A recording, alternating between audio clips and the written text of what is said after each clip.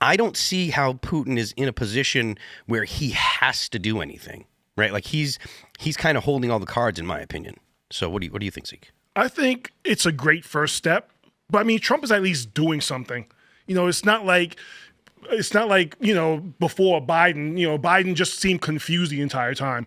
Biden just seemed like he just wanted the war to go on. He was going to throw more money at it and throw more money at Zelensky, and Zelensky was going to, just be like, hey, Grandpa, can I have a dollar so I can go down and get some ice cream? And Biden's like, hey, go ahead, take, starts talking about like bears and his uncle being eaten by cannibals, So at least Trump is out there actually trying to broker peace, and it's way more than we've gotten over the past 4 years.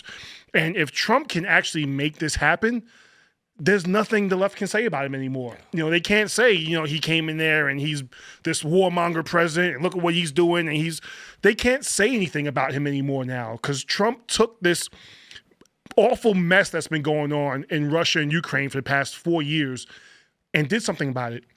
So he's actually doing something, whether it comes to fruition or not, whether it comes to peace or not. At least he got in there and gave it a try. And if it fails, at least he can't say, well, I sat on my hands for the past 4 years and did nothing. Mm-hmm. It's serious when Zelensky put on a suit. Yeah. He looked kind of good, too. He did. Like black chocolate. Yeah, he even got a joke in, and he made the journalist laugh. Oh, he did? Yeah, the journalist who criticized him for not wearing a suit last time said he looked good this time. And then Zelensky said, you were in the same suit. And I was like, oh, that's not bad. Not bad. I don't like Zelensky, but I was like, not bad. Yeah. Got to laugh. Putin does have all the cards. They have the strongest army over in that area. We don't want to get involved, and we're not going to try to get involved. So it's either they have all the cards. Like we were telling last time, Trump told Zelensky, we have the cards, or he doesn't have the cards, which he doesn't have the cards, and we don't even have the cards anymore as the United States of America. Putin and Russians have all the cards, and he's willing to grind out 20,000 people a month, 20,000 deaths. He's just willing to grind and put his people through the grinder to keep doing what he wants to do. And he'll keep doing it until Putin or Zelensky says, no, I'm done killing my people, because he's going to run out of people sooner or later. And if he doesn't run out of people, when he does run out of people, the Europeans aren't going to go inside. They're not going to help out. It's going to have to be America. And we will not, I don't think we're going to let Trump will do that. We'll put us boots on the ground. I don't see it happening. Chris, they were talking about the possibility of Article 5 like guarantees.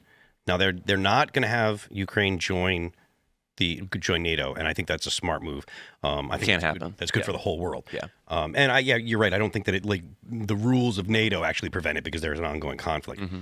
But if the Europeans and the United States offer protections that are Article 5 like, which means if Putin makes any more advances into Ukraine, that would mobilize a lot of NATO countries. Do you think that is compelling enough to get Zelensky to try to convince the Ukrainians that they need to make concessions? Now, I know that Ukraine has a stipulation in their constitution that they won't give up any more territory, but I'm not sure how important that is or how real that is, considering they gave up Crimea. Now, I don't know when that stipulation was put into their constitution. I don't know if it was prior to the invasion of Crimea or not.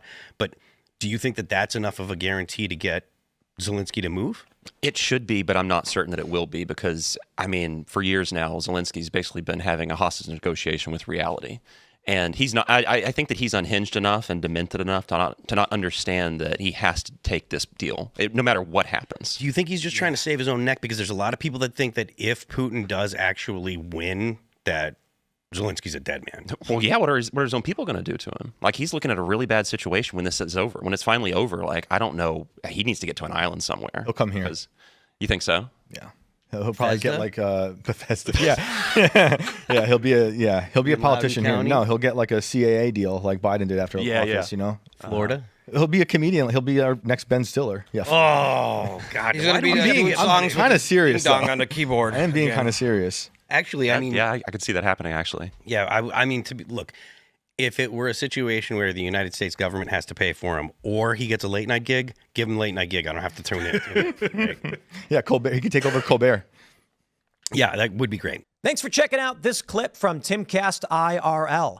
Make sure to watch the show live Monday through Friday at 8 p.m. Subscribe to this channel, and we will see you all there.